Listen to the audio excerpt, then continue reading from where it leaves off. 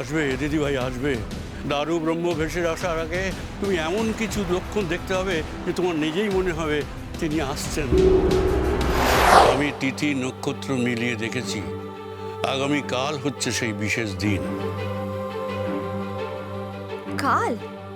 হ্যাঁ কাল দিদিভাই, কাল সূর্যোদয়ের আগে নবদ্বীপের গোপীনাথ ঘাটে আমাদের সকলকে অপেক্ষা করতে হবে। সূর্যের প্রথম কিরণে যখন গঙ্গার পবিত্র জলকে স্পর্শ করবে তখন আস্তে আস্তে ভেসে উঠবে এই দারু ব্রহ্ম। কিন্তু গ্র্যান্ডপা, অত বড় গঙ্গার জলে একটা কাঠ ভেসে আসবে, আমরা বুঝবো কেমন করে যে ওটাই দারু ব্রহ্ম? এ তো যে সে কাঠ নয় রে দিদিভাই, এ যে দারু ব্রহ্ম সে যে ভেসে আসছে সেটা তুমি নিজেই বুঝতে পারবে দিদিভাই। আর সেই ইশারা প্রভু তোমাকে নিজেই দিয়ে দেবেন। গঙ্গা করুণা ধারায় তুমি বইছ মর্তে, বরশিছ কৃপা পতিত ধারিণী মা।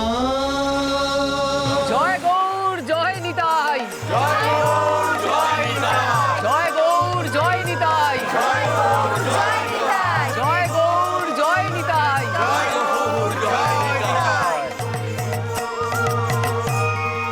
কই কই আমি কিছু দেখতে পাচ্ছি না তো, এত অন্ধকার, কিছু তো দেখাই যাচ্ছে না। এই যে একটু ফ্ল্যাশ লাইটটা ভালো করে দাও না, একটা জোরালো আলো দাও। দেখো ভোরের আলো ফুটতে তো এখনো 2 ঘন্টা বাকি আছে, তারই মধ্যে যদি কাঠটা ভেসে আসে আর যদি ভেসে চলে যায়, আমি যদি দেখতে না পাই, একটু ভালো করে দাও না জোরালো আলোটা, যাতে দেখতে পাই।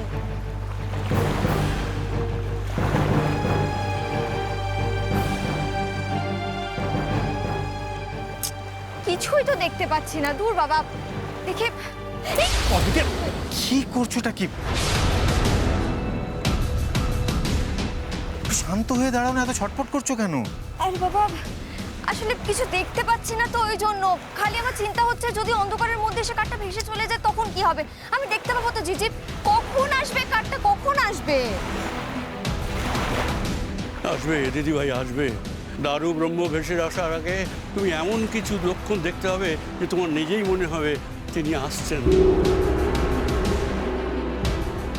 একটু অপেক্ষা করো দিদিভাই, একটু অপেক্ষা করো।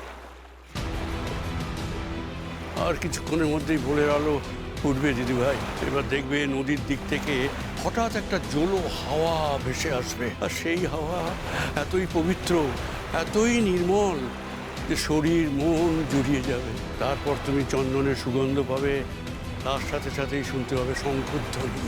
তারপরেই ধোঁয়ার মধ্যে দারু ব্রহ্ম ভেসে আসবে।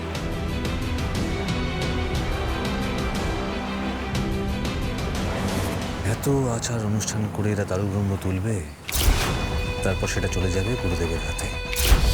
হাজার চেষ্টা করে এরা দারু ব্রহ্মের পুজো করতে পারবে না।